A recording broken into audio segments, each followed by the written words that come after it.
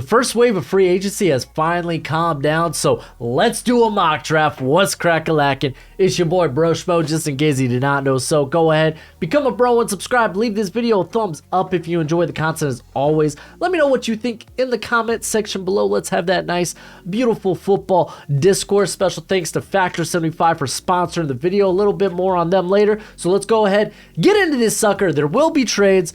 I will say this one's going to be a bit more predictive. So let's go ahead and get this sucker started, because number one, I'm actually going to go with C.J. Stroud. That's when you know it's predictive and I'm not taking Bryce Young, because I absolutely love Bryce Young outside of the height. No one really likes the height. But they get Stroud. Maybe the Panthers, maybe that's their guy. They feel a bit safer, obviously, with his size. He threw really well at the Combine, had a good season, good 2 seasons for Ohio State. So they get their franchise guy. Good for them.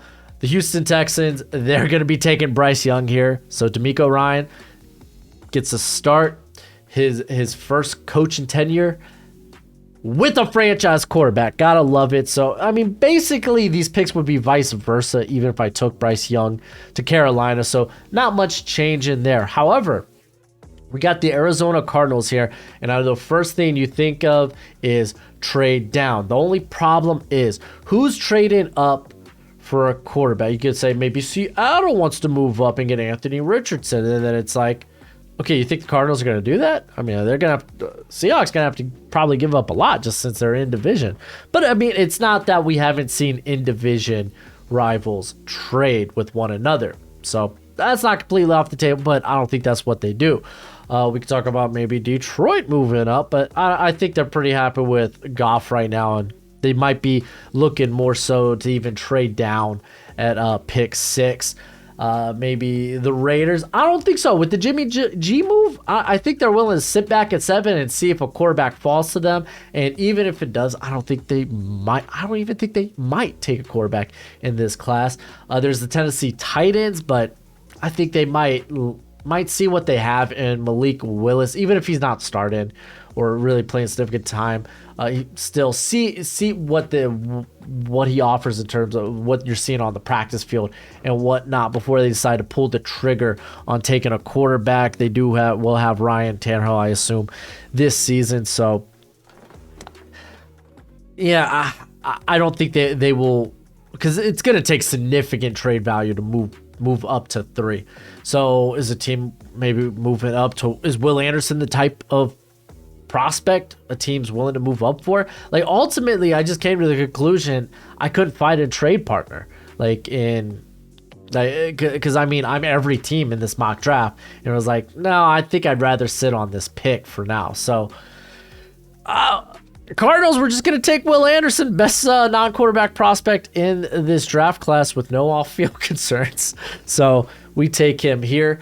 This Colts pick, easy. I'm going to go with Anthony Richardson. They got Uncle Rico for a year, so they could let Richardson sit if they really want to. Doesn't necessarily have to, but if they want to, he can. Now, Seattle Seahawks. Now we're going to talk about the fall of Jalen Carter. Ooh, does it start here? In fact, it does. We're going to act like the Seahawks don't want to bring in Jalen Carter because they're concerns with, obviously, the off-field issue and then the poor pro day. So, and anyways, they brought in Draymond Jones and Jaron Reed. So they're probably rather take the pass rusher here. Anyway, in Tyree Wilson, he's a 3-down player. Very good run defender, and just needs a bit more polish as a pass rusher, though the production was there for him in the Big 12. All right, now here comes the next question: do we take Jalen Carter here, or do we take someone else? Look and feel your best in time for warmer weather with Calorie Smart meals from Factor, America's #1 ready-to-eat meal kit. With Factor, skip the trip to the grocery store, skip the chopping, the preparing, and the cleaning. Factor's fresh, never frozen meals are ready in just 2 minutes, so all you have to do is heat and enjoy. So good. And where is mine? Get your own Gojo at Factor75.com. When you use promo code BROSHMO50, all caps, you'll get your first Factor box 50% off. Two of my favorite meals is the chorizo chili and the jalapeno popper burger. Factor also has a strawberry banana smoothie, and it's a banger. Strawberry banana, man, it's a superior flavor. I don't know what to tell you. But you see, Factor, it makes clean eating not just affordable, but also tasty. So go ahead to factor75.com, or you can click the link in the description. It's also going to be the pinned comment, and use promo code Broshmo50, all caps, and it'll get you 50% off that first Factor box. Remember, all caps, Broshmo50.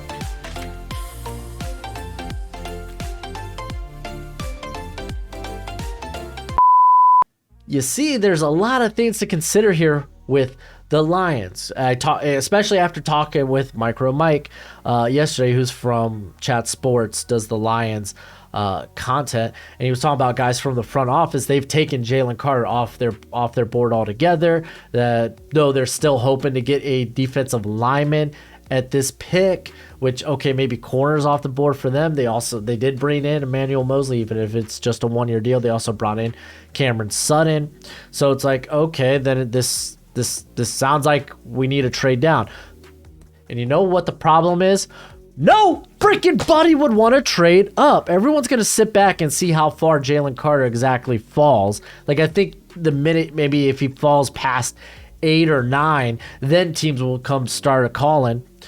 So it's like no one wants to move up. Oh, what about Will Levis? Maybe Tennessee wouldn't mind moving up here to 6. I'm not gonna lie to y'all. I don't think I'm taking Will Levis. If I'm the Titans, I'm sitting there picking at 11. I don't want to use a lot of draft capital just to take quarterback forward in this class. That's just me. So I feel like I'm stuck here taking Jalen Carter, which is kind of a good problem to have. Like, if they truly want to address the defensive line, Carter is the best pick here on the board. And you got to ask yourself, are the prospects left on the board, is there one to the caliber of Jalen Carter? To which I answer, I don't believe so. I just don't. So I'm going to take Jalen Carter here. It's kind of how the cookie crumbled, I guess, so to speak. All right, Las Vegas Raiders. I kind of already showed my hand here when it came to I don't think they're going to be taking Levis with this pick. So instead, I think they're going to address the secondary. They brought in Marcus Epps, yay, but their corner position's kind of lackluster. I think they're going to take the big-bodied, nice athleticism of Christian Gonzalez here. Now, we got the Atlanta Falcons, and they did a lot with their front 7 in free agency, which makes me think they could go corner here. There are ties to new Illinois defensive coordinator. He was formerly the defensive backs coach there at Illinois, and the Falcons coaching staff. So we're going to go ahead and snag Devon Witherspoon. And also, there's actually a couple of the Falcons coaching staff from their prior jobs. You kind of saw a trend of not necessarily taking the most physically imposing corners. So, yeah, we're going to go ahead and project Witherspoon here. Chicago Bears, this is an interesting one because I really did think about trading back once again, because now you start to get other teams that might want to get involved in the Will Levis sweepstakes, so to speak here. And I kind of wanted to go with defensive line for the Bears because it kind of feels like the one position they really didn't do much with, at least in free agency. And ultimately, I settled on Paris Johnson for the Bears. Taven Jenkins, yeah, they can move him to right tackle, but he played so well at guard last year. Why not just keep him at guard? If you want, you can move him to left guard. If you really want Nate Davis to be your right guard, and Cody Whitehair could play center, which is fine. You also have Lucas Patrick, who's a guy that could play a plethora of different positions. Also, you look at a guy like Braxton Jones, who got drafted last year by the Bears, 36-inch arms. Guess what we know about Paris Johnson? 36-inch arms. Just saying. Now, this is where we will see our first trade. So let's switch the screen here to the trade-in window.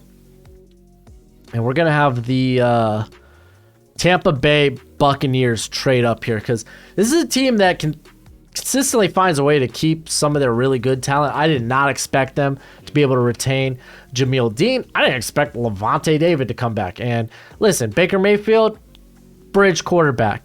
Matter of fact, like even if Tampa is able to get a Will Levis, it would be a quarterback competition.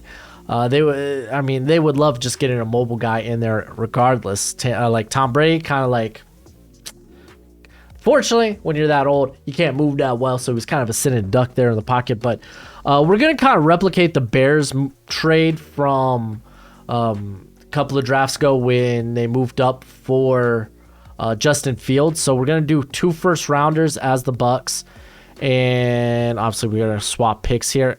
But rather than giving up a 4th and a 5th as well, we're just going to give up a 4th. We're going to go ahead, send this trade through. And Tampa Bay, we're going to be taking Will Levis here. He is off the board. So now the Tennessee Titans don't have to be tempted by him. All right, so Tennessee, I don't think they've done great things in free agency. But I think they might just stick to the plan here. So they brought in Andre Dillard. He's going to be playing left tackle. They got Nicholas Petit-Frere at right.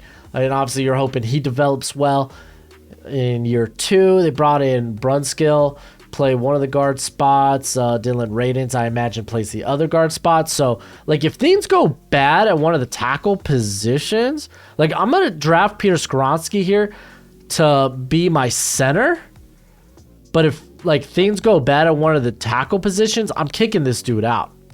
Like, oh, Andre Dillard, oh, he looks like he's not looking good, so move him into guard.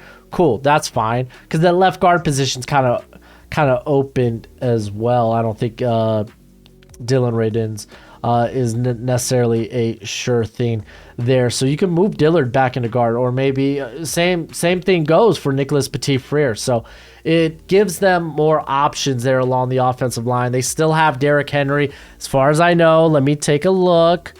Any news? Any news? No news. So as far as I know, they still have Derrick Henry, which means he's the engine to the offense. All right, here for the Texans, I'm going to do something I've been doing a lot recently, because the Texans, they didn't really get after it along the defensive line in free agency. I mean, they made a few moves, but nothing big here. And I'm going to go with Lucas Van Ness. I really believe that this pick's going to be defensive line just based on how they approached free agency. Lucas Van Ness kind of fits some of the guys we saw there in San Francisco. All right, so we have a trade here. We're going to go ahead and do the Aaron Rodgers trade, even though it's not final. And I'm starting to believe that this 13th pick is going to be the cost. Because initially I said Aaron Rodgers has all the leverage in this trade. Not the Jets, not the Packers. But the team that is worst off, because the Packers already know, yeah, we're not going to have Aaron Rodgers next year. Like, he's going to retire. It kind of is what it is. But the Jets, they're kind of banking on getting Aaron Rodgers. So if they have to trade away that first round pick, they probably will do it. I mean, I'm sure there's going to be other things involved, but for the sake of simplicity, we're just going to do Aaron Rodgers for that first round pick. So the Jets, they get their quarterback, yay. And now the Packers, they get 2 first round picks.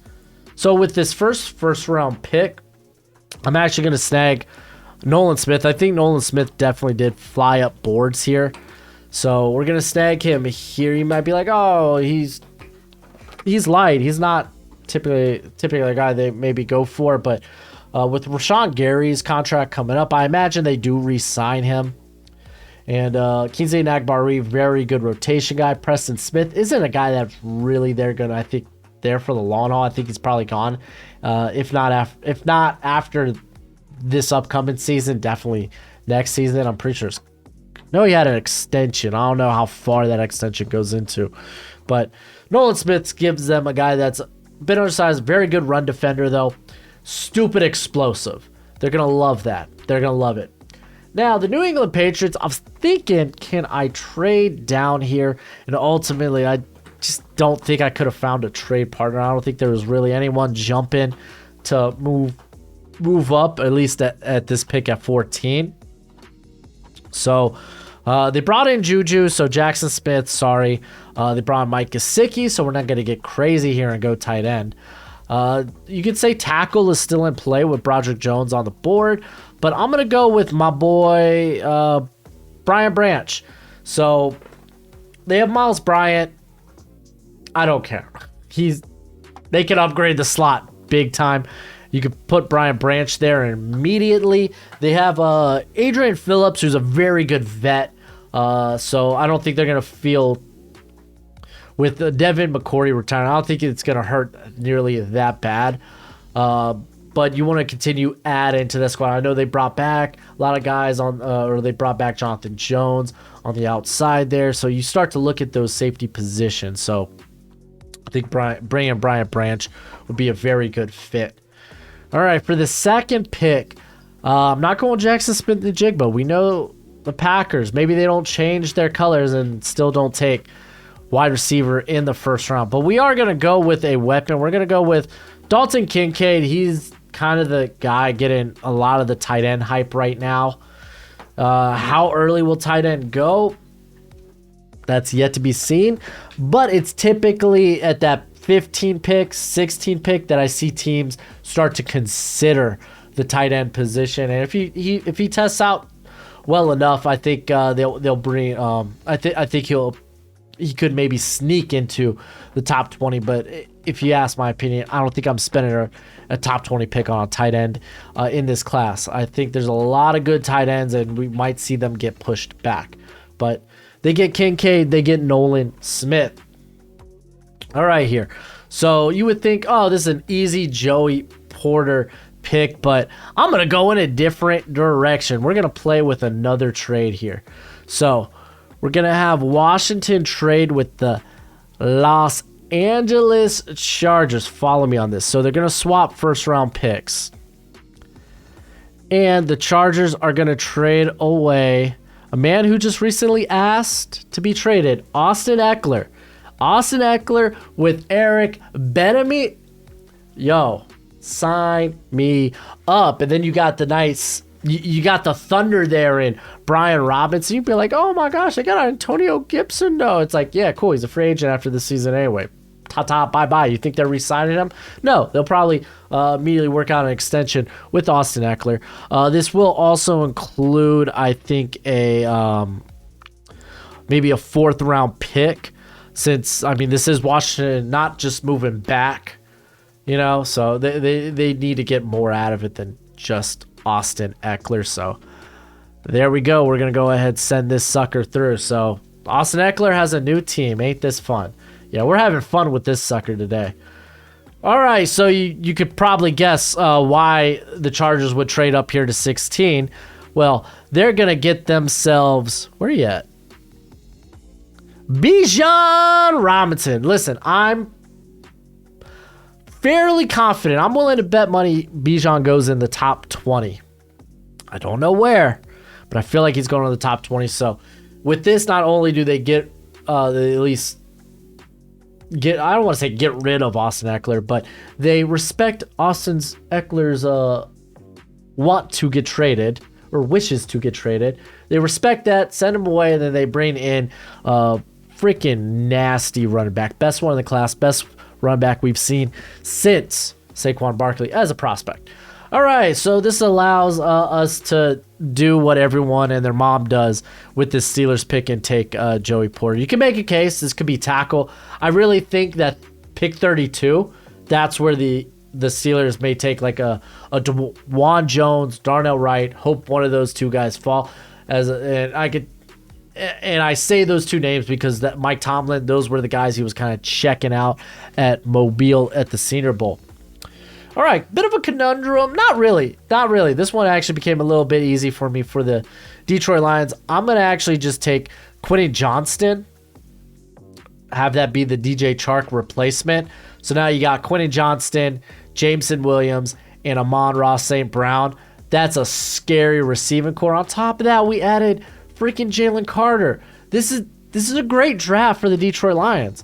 I just don't know where. I don't know where or how far Jalen Carter does fall. Like, in my head, I logically can't justify him falling far. I just can't. All right, Philadelphia Eagles. I don't know, man. You know what? I ended up just doing this. I ended up just going with Kalijah Cansey. Y'all know I like, if you're familiar with the channel at least, that I like Adetomiwa Adebari better than Kalijah Cansey, but there's no denying that there's a lot of hype around Cansey, that he's likely to go maybe in the back end of the first round. If you're the Eagles here, you're probably willing to take him at 19 instead of hoping that he makes it to pick 30. So they snag him here. All right, the Seattle Seahawks. We took Tyree Wilson. This one's Jackson Smith-Njigba. Get more weapons. D. Eskridge, nah, get him out of here. You're going to be running some 3 wide receiver sets, which means you're going to have Tyler Lockett, DK Metcalf, and then a nice weapon underneath. Great route runner in Jackson Smith-Njigba. I love it. I'm loving it. Gojo's like, what the heck, dude? We got McDonald's? No McDonald's, Gojo. All right, so Washington Commanders, we moved down here. We now have Austin Eckler, and we're going to go ahead and snag Deontay Banks. Again, I think I would have taken Cam Smith here. But Deontay Banks is a guy that's gotten a lot of hype. Like I said, I'm trying to do a bit more of a predictive, so not necessarily what I would do. Deontay Banks is from Maryland. Washington, they play in Maryland, so he ain't gonna have to travel far to his new home. The Baltimore Ravens. So it would have been nice if Jackson Smith-Njigba was here. Like, we could just take Zay Flowers, in all honesty, but like when you look at the Ravens, they only have 5 draft picks. In this draft, they don't have a second rounder as of right now. So I started to think, I was like, okay, what team maybe could move up here, and what would they be moving up for? And I noticed, I was like, man, Broderick Jones is falling in this draft. So maybe a team that might want to tackle, maybe they move up here. And that's exactly what I'm going to do with this trade. Let me move over to there we go. That way you can see it. And we're going to have the Kansas City Chiefs 2 years in a row. They move up. And this is actually going to look very similar to their trade with the New England Patriots from the year before, in terms of what they're going to be giving up. Is they're going to be giving up pick 94 and pick 123 to the Ravens. So the Ravens are going to be getting a 3rd and a 4th round pick. So we're going to go ahead, put this trade through. And we're going to move back over here. And we're going to go ahead and... Here, let me scroll down. We're going to go ahead and snag Broderick Jones for the Kansas City Chiefs, which you could do one of two things. You could put Broderick Jones on the right side. Because honestly, Kennard, Naeem, do you think those guys are your right tackles? No, those were weren't they both day 2 picks? So they grabbed Broderick Jones, a guy who has a very good athlete, stupid strong, just needs more polish as a pass protector. He's got the dog in him, quite literally, Georgia Bulldog. So you could either put him on the right side, or you could put him on the left side and keep Jawan Taylor at his natural position of right tackle. The Minnesota Vikings. This one was tough for me. I really I thought maybe, okay, Zay Flowers is fun. We could go with Cam Smith here, but I don't know, man. Based on some of them, I don't know what specifically they're going to be doing, at least in the secondary. What is the coverage scheme there? Does Brian Flores lean into a more zone-heavy scheme? That's going to be the question. Ultimately, I was like, you know what? Maybe we just trade down. And I was like, what would be a team that would want to trade up? Well, I have the Dallas Cowboys moving up because they like to make it all about them. And you know what? They would love to move up here. You know why? Because they want to stick it to the Giants. That's why I have them moving up. So this trade is going to replicate the Bills-Ravens trade from last season, as the Cowboys are just going to give away a 4th rounder. So that way y'all know, hey, this replicates a trade from last year, so this is something that could happen. You'd be like, okay, well, who are the Cowboys exactly trading up for? Like I said, they want to stick it to the Giants. And I'm sure Minnesota would love to stick it to the Giants as well after they got bounced by the Giants in the wild card. They're going to take Zay Flowers here. They're going to get that speedster that they wanted with like OBJ and ended up bringing T.Y. Hilton. They're just going to go ahead and get that speedster, that separator, and they also get to throw the good old bird to the Giants by taking a receiver, as the Giants need receivers. All right, there's a lot of things Carolina could have done here. Thought about taking tackle or guard. And ultimately, I was like, maybe grab a more corner depth. I've kind of come around to this type of pick because Cam Smith, he's got flexibility to play in the slot. He actually played, I think about, here, I had it pulled up here. He almost played 200 snaps in the slot last year. To be fair, he had 357 on the boundary, which that's actually really good flexibility if you want to, as you have Darius Williams there, who could also play slot and boundary. So it gives you flexibility. So I went ahead and just snagged that here for the Jags. All right. So the Giants, I wasn't feeling great about this pick. I would have loved Zay Flowers. I was like, maybe I could trade back. Who would want to trade up? I couldn't really find anyone who really wanted to trade up. Sucks that Miles Murphy, Brian Brazee are still on the board here. But again, this is more predictive, not necessarily what I would do. So these guys are going to actually fall because it's predictive. But I think ultimately, especially after he has a pro day, or at least has a much better pro day, I think Brian Daboll would love a smooth route runner like Jordan Addison. You'd be like, my goodness, that wide receiver room is like light. And I mean like not heavy. Kind of is what it is. But yeah, he gets a nice I think he's going to test out much better as pro day than what we saw at the combine, where he was dealing with the back strain. But yeah, no, they snag him here. That's I was initially I came into this like, oh, you know what? I'm going to have Jordan Addison maybe fall out a little bit. I've seen some mocks where they have him falling out of the first round completely, but I was like, ultimately, I just can't see it, especially if like Flowers, Jackson Smith and Jigba and Quentin Johnson are off the board, and you're the Giants. It's like, you know what? Daboll likes a really good route runner, so we went ahead and snagged him there. The Minnesota Vikings. Gojo, giving me a heart attack, bud. You okay, buddy? Gojo.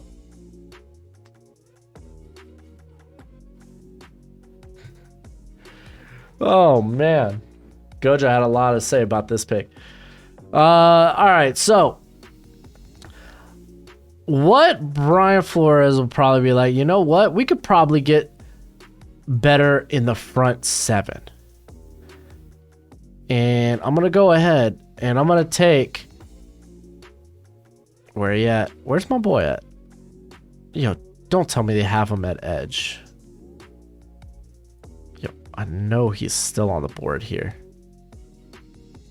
There he is. Adetomiwa Adebawore. I think he's going in the first. I think it's probably late first, but I think he's going in the first. And I think he'd actually be a really good addition. This team's about to lose Zadarius Smith, or they're about to trade Zadarius Smith. You might be like, well, they also have, they brought in Marcus Davenport.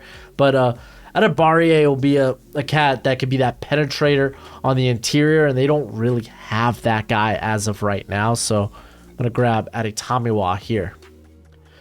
Buffalo Bills, honestly, easiest pick of my life. I'm going to go snag O'Cyrus Torrence. Get that offensive line to be better for Josh Allen. All right, the Cincinnati Bengals, you might be like, oh man, their tackle issues are over now. Jonah Williams, like, hey, I want to be traded. But they also have Jackson Carman. So let's do the fancy thing, and let's go ahead and take a tight end here for the Cincinnati Bengals. And we're going to go with Michael Mayer. They're going to get a very solid blocking tight end and a guy that can be a nice security blanket, especially when you have great receivers like the Bengals do. So 2 tight ends in the first round. Who would have thought? Is it the last one? Might be. Miles Murphy, I don't see him falling out of the first round. The Saints just lost Marcus Davenport. You might be like, oh, they have like Patrick Turner, and I'm like, or Peyton Turner, and it's like he's been beat up. Miles Murphy's gonna have the better upside anyway, so we're gonna take him there. The Philadelphia Eagles. This one was exceptionally tough, and you want to know why? Because I would like Brian Brazil. I was like, oh, this is perfect. I was like, oh, I took Kalijah Cansey earlier. Well, is there anyone that wants to trade up? I couldn't really find a trade partner, so I couldn't trade out of this pick. So ultimately, I thought, you know what? Let's go with corner and Tyreek Stevenson. But let me tell you, when it comes to this pick, Tyreek Stevenson has experience playing in the slot and actually at safety. So it's it's likely that they're not going to be able to bring back Chauncey Gardner-Johnson. So Tyreek Stevenson, I think, is a guy you could put in that role immediately. So it's not that, like, I don't think it's that crazy. You might be talking about guys like, oh, what about like Antonio Johnson here? Then it's like Antonio Johnson's stock is pretty fallen after his workouts. Like, he's got length, but right now the speed and the movement skills look really bad. Just give me Tyreek Stevenson, who has that outside corner upside, but you could start him in the slot and you could start him at safety. And he brings return capabilities to this team as well. All right, the Baltimore Ravens, we moved down. What are we going to do here? I was like, oh, we could maybe go corner, but no. You got to satisfy Lamar Jackson, because ultimately I think he will sign a contract with the Baltimore Ravens. So I bet you he was missing his buddy Hollywood Brown, so we're going to go ahead and get him that speedster. We know Jalen Hyatt's name has been talked about in the first round a ton, so we're going to go ahead and snag him here for Baltimore, who traded back, and that completes the first round mock. We're going to go ahead and move this over here, and I want y'all to let me know what you think. What you think of some of these trades. I thought some of them were a little edgy, but ultimately I was pretty satisfied with how this mock turned out. But again, let me know what you think in the comment section below. That's it for the video. Go ahead, do the YouTube thing. As always, until next time, you be easy, my friends. Later.